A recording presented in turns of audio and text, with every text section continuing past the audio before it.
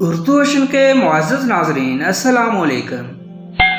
شازیہ جس محلے میں رہتی تھی وہ کافی بڑا اور بارونق تھا۔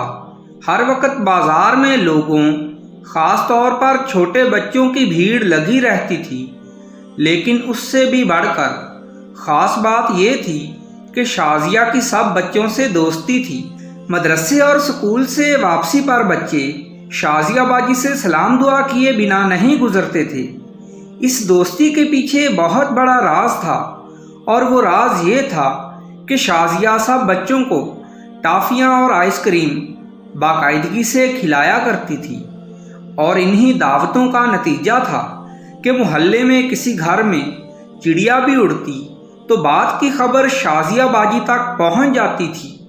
یوں سمجھ لیں کہ بچے ٹافیوں کے بدلے خبریں اکٹھی کر کے شازیہ تک پہنچایا کرتے تھے، اور وہی خبریں شازیہ نمک مرچ لگا کر اپنی سہیلیوں کو سنایا کرتی اور ان سے اپنی معلومات کی داد وصول کیا کرتی تھی۔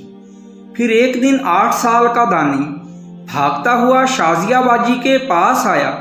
اس کا سانس پھولا ہوا تھا اور ایک چپل اتار کر ہاتھ میں پکڑی ہوئی تھی، جو شاید بھاگتے ہوئے ٹوٹ گئی تھی۔ شازیہ دیکھتے ہی سمجھ گئی کہ ایک نئی چٹپٹی خبر آ گئی ہے، لیکن اس کو حیرت تب ہوئی جب دانی نے ٹافی کے بدلے خبر سنانے سے صاف انکار کر دیا۔ دانی کا کہنا تھا کہ یہ خبر اتنی کراری اور اہم ہے کہ بیسن والے نان سے کم پر مذاکرات ہو ہی نہیں سکتے۔ مجبوراً شازیہ کو نان کا وعدہ کرنا ہی پڑا، لیکن جو خبر دانی نے بتائی اس نے شازیہ کے پیروں کے نیچے سے زمین کھینچ لی۔ خبر کا خلاصہ کچھ یوں تھا کہ محلے کا تیفا حلوائی آج شام اپنے بڑے منہ والے بیٹے کا رشتہ مانگنے شازیہ کے گھر آ رہا تھا، اور شازیہ کے ابو نے اس کو مٹھائی کا ٹوکرا ساتھ لانے کا بولا تھا، جس کا مطلب یہ تھا کہ رشتہ پکا ہی سمجھو۔ جب شازیہ کا ابو اور تیفا حلوائی یہ باتیں کر رہے تھے تو پاس کھڑے شازیہ کے خاص چیلے دانی نے یہ سب کچھ سن لیا تھا۔ اب یہ چٹپٹی خبر منٹوں میں شازیہ کے پاس پہنچ چکی تھی۔ دانی کو احساس نہیں تھا کہ یہ چٹپٹی خبر اس کی باس شازیہ باجی کے حق میں نہیں بلکہ اس کے لیے موت کے برابر تھی۔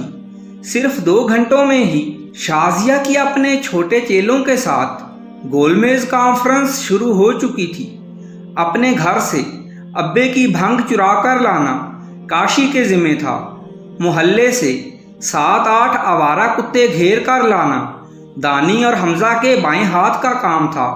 میٹنگ کے اختتام پر ٹافیاں بانٹی گئیں اور سب بچے اپنی ذمہ داریاں پوری کرنے نکل پڑے۔ تیفے حلوائی کے گھر آنے سے پہلے بھنگ والے پکوڑے تیار ہو چکے تھے۔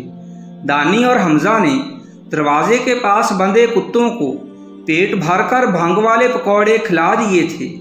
سارے کتے مدہوش سے بیٹھے عجیب عجیب منہ بنا رہے تھے۔ جیسے ہی شام کے 7 بجے اور ہلکا سا اندھیرا چھانے لگا، شازیہ چھت پر چڑھ گئی اور تیفے حلوائی کا انتظار کرنے لگی۔ تھوڑی دیر میں اس کو وہ آتا دکھائی دے گیا، سر پر مٹھائی کا بڑا سا ٹوکرا رکھے۔ وہ اپنے بیٹے شازیہ کے بقول بڑے منہ والے کا رشتہ شازیہ سے طے کرنے آ رہا تھا۔ جیسے ہی تیفا حلوائی دروازے کے قریب آیا، شازیہ کے اشارے پر چھپ کر کھڑے اس کے چیلوں نے مدہوش پڑے کتوں پر چند ایک پتھر پھینک دیے۔ بس پھر کیا تھا، کتے ڈر گئے اور جس کا منہ جس طرف آیا وہ اسی طرف رسی تڑوا کر بھاگا۔ 2-3 کتے جو بھنگ کے نشے میں چور تھے وہ تیفے حلوائی کی ٹانگوں میں گھس گئے۔ پھر تیفا کہیں تھا اور مٹھائی کا ٹوکرا کہیں۔ ساری مٹھائی نالی میں پڑی تھی۔ تیفے پر تو سمجھو قیامت ٹوٹ پڑی تھی۔ جب وہ کتوں سے جان چھڑا کر واپس بھاگا تو اس کو چھت پر کھڑی شازیہ نظر آئی، جو ہنسی سے لوٹ پوٹ ہو رہی تھی۔ تیفے نے دل ہی دل میں منت مانگ لی تھی کہ اگر وہ خیریت سے گھر پہنچ گیا کبھی اپنے بیٹے کا رشتہ اس شیطان لڑکی سے نہیں کرے گا۔ ناظرین کرام، آپ سے گزارش ہے کہ ویڈیو اچھی لگی تو ہمارے چینل کو سبسکرائب کر دیجئے۔ شکریہ۔